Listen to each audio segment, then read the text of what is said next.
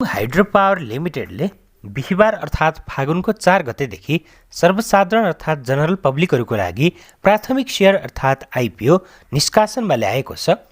कम्पनीले आयोजना प्रभावित क्षेत्र स्थानीय बासिन्दा र नेपाल सरकारको सम्बन्धित निकायबाट श्रम स्वीकृति प्राप्त गरी विदेशमा बसी रोजगार गरिरहेका नेपालीहरूका लागि आइपिओ निष्कासन गरिसके पछाडि सर्वसाधारण अर्थात् जनरल पब्लिकहरूको लागि यसले आइपिओ निष्कासन गरेको छ। अनि कम्पनीले जारी पुँजीको 80 करोड 25 लाख रुपैयाँको 44%ले हुन आउने 35 करोड 31 लाख रुपैयाँ बराबरको सेयर निष्कासनमा ल्याएको छ।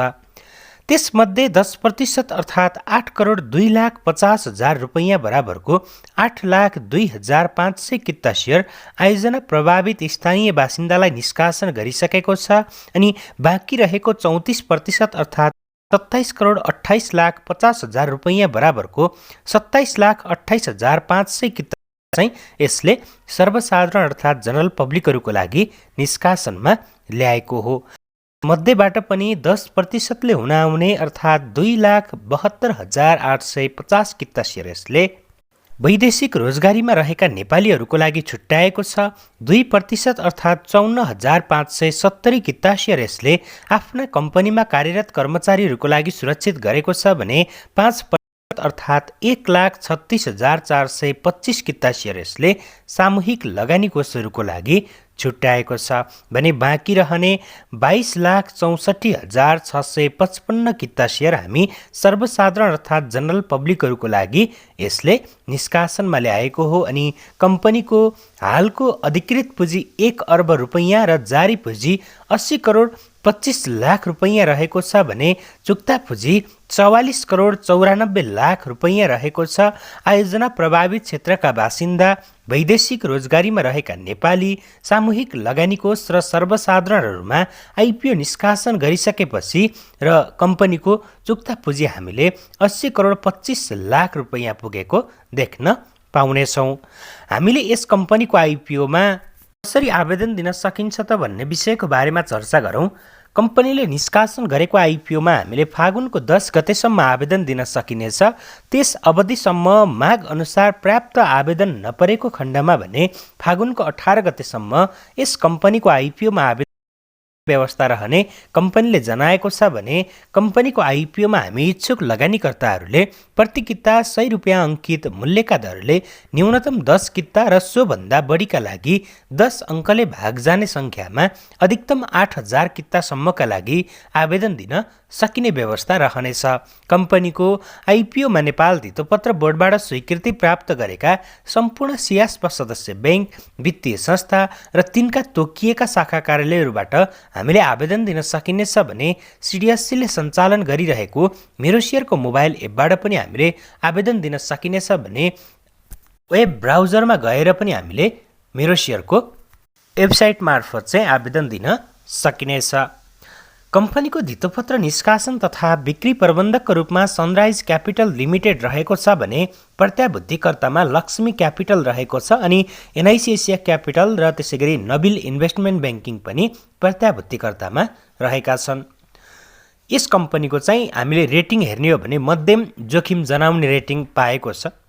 आइपिओ निष्कासनका लागि गराएको रेटिङमा चाहिँ इक्रा नेपाल लिमिटेडले यस कम्पनीलाई ICRA NP issuer rating BB rating प्रदान गरेको छ अनि यसले कम्पनीको वित्तीय दायित्व समयमै सेवा गर्ने सम्बन्धमा पूर्व निर्धारितको मध्यम जोखिम रहेको सङ्केत गर्ने गर्दछ। इक्रा नेपालले कम्पनीलाई 2079 वैशाखको 16 गते क्रेडिट रेटिङ सम्बन्धी रेटिङ ग्रेड प्रदान गरेको थियो अनि सो रेटिङको अवधि 2080 वैशाख 15 गतेसम्म चाहिँ बहाल रहनेछ। र यो कम्पनी चाहिँ कस्तो हो त भन्ने विषयको बारेमा पनि हामीले चर्चा गरौँ। Mulung hydro power company limited company ऐन 2063 अनुसार कम्पनी रजिस्टरको कार्यालयमा 2076 माघ 31 गते प्राइभेट कम्पनीको रूपमा दर्ता भएको थियो भने 2076 मङ्सिरको 26 गते पब्लिक कम्पनीको रूपमा यसले परिणत भएर व्यावसायिक कारोबार सञ्चालन गरिरहेको कम्पनीको रजिस्टर कार्यालय काठमाडौँ महानगरपालिका रवि भवन काठमाडौँमा रहेको छ भने कम्पनीको जलविद्युत आयोजना स्थल तथा उत्पादन केन्द्र भने ओखलढुङ्गाको मोलुङ गाउँपालिका वडा नम्बर 2 र 4 मा रहेको छ। कम्पनीले 7 मेगावाट क्षमताको मोलुङ खोला जलविद्युत आयोजनाको निर्माण सम्पन्न गरिसकेर 2074 चैत्र 12 गतेदेखि व्यावसायिक विद्युत उत्पादन पनि गर्दै आइरहेको छ। सो आयोजनाको कुल लागत 1 अर्ब 45 करोड 9 लाख रुपैयाँ रहेको छ भने यसको प्रति मेगावाट लागत खर्च 20 करोड 8 लाख रुपैयाँ रहेको छ भने कम्पनीको साधारण लगानी फिर्ता हुने अवधि 8.1 वर्ष रहेको छ भने डिस्काउन्टमा लगानी फिर्ता हुने अवधि 19.5 वर्ष रहेको छ।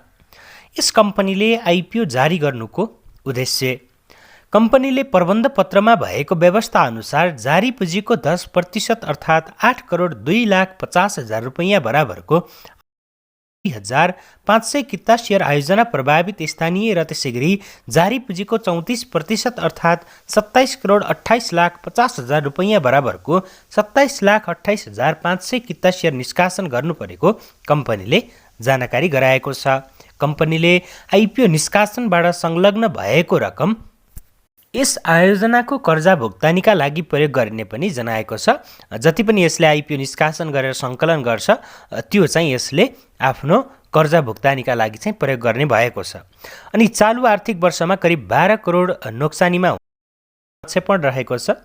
चालु आर्थिक वर्ष अर्थात् 2079-80 मा चाहिँ कम्पनी करिब 12 करोड रुपियाँ नोक्सानीमा रहने जनाएको छ भने कम्पनीले यस अवधिमा 11 करोड 90 लाख रुपैयाँ नोक्सानीमा रहने प्रक्षेपण गरेको हो। अनि गत आर्थिक वर्ष पनि कम्पनी 17 करोड 69 लाख 84 हजार रुपैयाँ नोक्सानीमा रहेको थियो।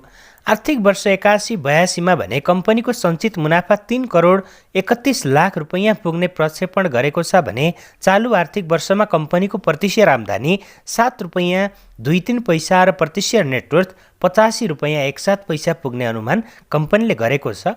गत आर्थिक वर्षमा कम्पनीको प्रति सेयर आम्दानी 10 रुपैयाँ 7-8 पैसा र प्रति सेयर नेटवर्थ 60 रुपैयाँ 6-2 पैसा रहेको थियो।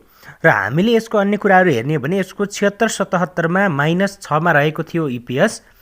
अनि त्यसैगरी 77-78 मा -2 अनि 78-79 10.78 देखिएको छ। अनि हामीले चाहिँ हेर्ने हो भने यसको प्रति सेयर नेटवर्थ 76-77 मा 51, 77-78 मा 49 अनि 78-79 मा चाहिँ 60 देखिएको छ।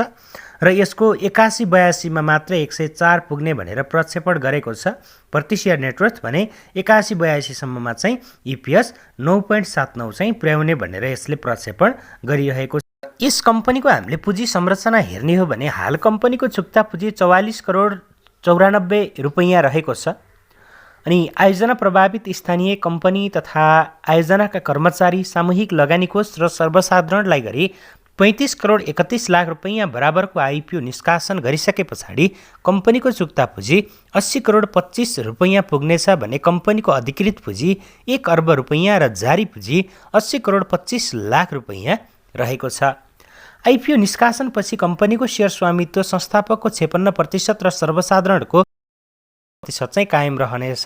र सञ्चालक समितिको संरचना हेर्ने हो भने कम्पनीको सञ्चालक समितिमा संस्थापक सेयर धनीको तर्फबाट 3 जना अनि सर्वसाधारण सेयर धनीको तर्फबाट 3 जना र त्यसैगरी स्वतन्त्र सञ्चालक 1 जना गरी 7 जना सञ्चालक रहने व्यवस्था रहेको छ। अनि हाल समितिमा संस्थापक सेयर धनीको प्रतिनिधित्व गर्ने 5 जना, 1 महिला सहित र 1 जना स्वतन्त्र गरी 6 जना सञ्चालक रहेका छन्। अनि यस्तै सर्वसाधारण सेयरधनी समूहको सेयर निष्कासन भई बाँडफाँडपछि आगामी साधारण सभाबाट निर्वाचित भएपछि 2 संस्थापक सेयरधनीलाई हटाएर सर्वसाधारण समूहका सेयरधनीहरूबाट 3 जना चाहिँ सञ्चालक चयन हुनेछ। अनि कम्पनीको सञ्चालक समितिको अध्यक्षमा श्रीराम महर्जन रहेका छन् भने त्यसै गरी कम्पनीका अन्य सञ्चालकमा चाहिँ अमृत कुमार महर्जन, नवीर महर्जन, कविन महर्जन, सूर्यमाया महर्जन अनि कवि महर्जन रहेका छन् भने कवि महर्जन भने स्वतन्त्र सञ्चालक रहेका छन्।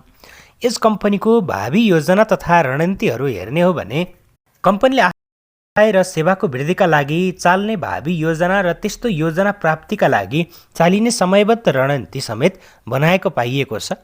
सार्वजनिक सेयर निष्कासनबाट प्राप्त भएर आउने रकम बैंक तथा वित्तीय संस्थाबाट लिएको ऋणको रकम भुक्तानी गर्नमा प्रयोग गर्ने र बैंक तथा वित्तीय संस्थाको बाँकी ऋण प्रक्षेपित समय अवधिभित्र भुक्तानी गर्ने रणनीति पनि कम्पनीले लिएको छ। अनि विद्युत उत्पादन गरी बिक्रीबाट प्राप्त हुने रकमबाट लिएको ब्याज ऋण क्रमिक रूपमा चाहिँ चुक्ता गर्ने र मुनाफाको सुनिश्चितता गर्ने र समान उद्देश्य भएका अन्य कम्पनी आयोजनाहरूमा संस्थापकको हैसियतमा लगानी गर्ने। आयोजना प्रभावितका परिवारलाई उचित क्षतिपूर्ति मध्येको रकमबाट सेयरमा लगानी गर्ने अवसर प्रदान गरिने, जलविद्युत विकासमा आवश्यक पर्ने जनशक्ति नेपालमा नै विकास गर्नको लागि अन्य कम्पनीहरूसँग सहकार्य गर्ने कम्पनीको योजना रहेको छ। यस कम्पनी मार्फत निर्माण गरिने जलविद्युत आयोजना निर्माण गर्नको लागि आवश्यक पुँजी नेपाल र विदेशमा रहेको नेपालीबाट लगानी गराउने वातावरण बनाउने पनि कम्पनीले रणनीति गराएको छ। र अब पक्कै पनि कम्पनीको बारेमा धेरै कुरा त बुझिसक्नुभयो होला।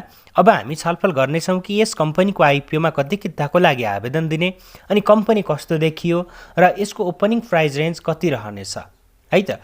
अब यस कम्पनीको हामीले आइपिओमा धेरै किता आवेदन दिन जरुरी छैन। कम्पनीले थोरै किता मात्रै निष्कासन गरेको छ। हुन त पछिल्लो समय केही लाख 2-4 लाख मात्रै आइपिओ निष्कासन गर्ने कम्पनीहरू पनि रहेका छन्, तर त्यसको तुलनामा चाहिँ यसको हामीले केही बढी नै भएको मान्नुपर्छ।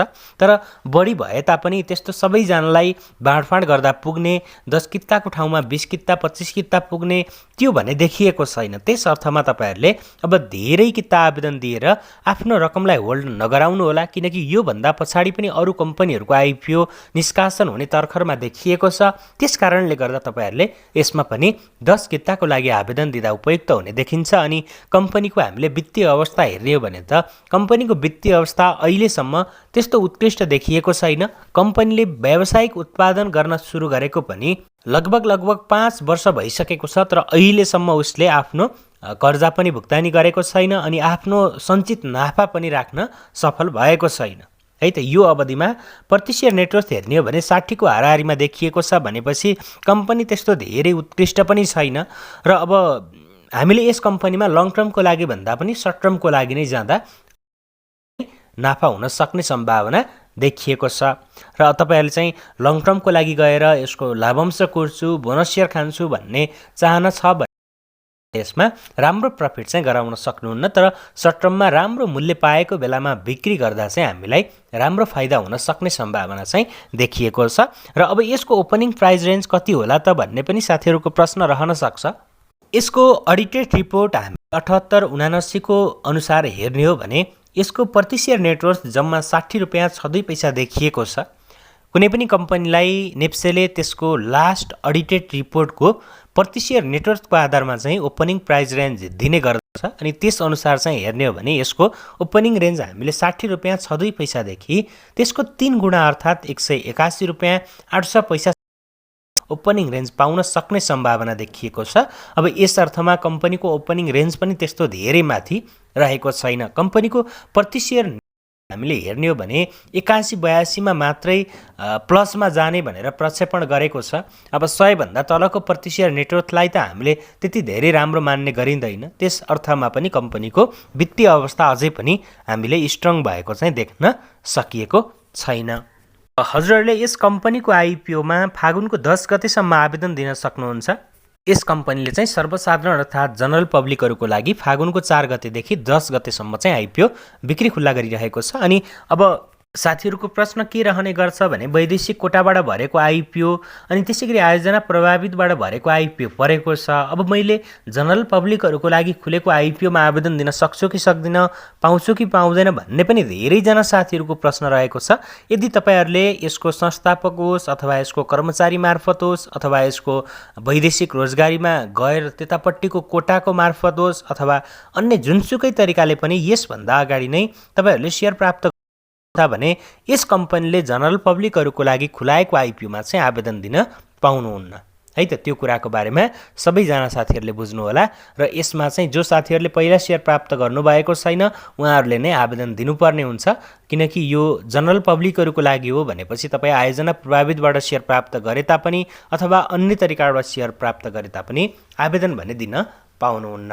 र साथीहरू, आजको लागि यति नै गरौँ। आजको यो विषयवस्तुमा आधारित भिडियो हजुरहरूलाई कस्तो लाग्यो? जस्तो लाग्यो त्यस्तै प्रतिक्रिया दिन नभुल्नुहोला। अनि यस्तै विषयवस्तुमा आधारित भिडियोहरू हेर्नको लागि हाम्रो च्यानललाई सब्स्क्राइब गरी साइडमा रहेको बेल आइकनलाई पनि क्लिक गरिदिनुहोला। र भिडियोलाई अन्तिमसम्म हेरिदिनु भएकोमा चाहिँ धेरै धेरै धन्यवाद।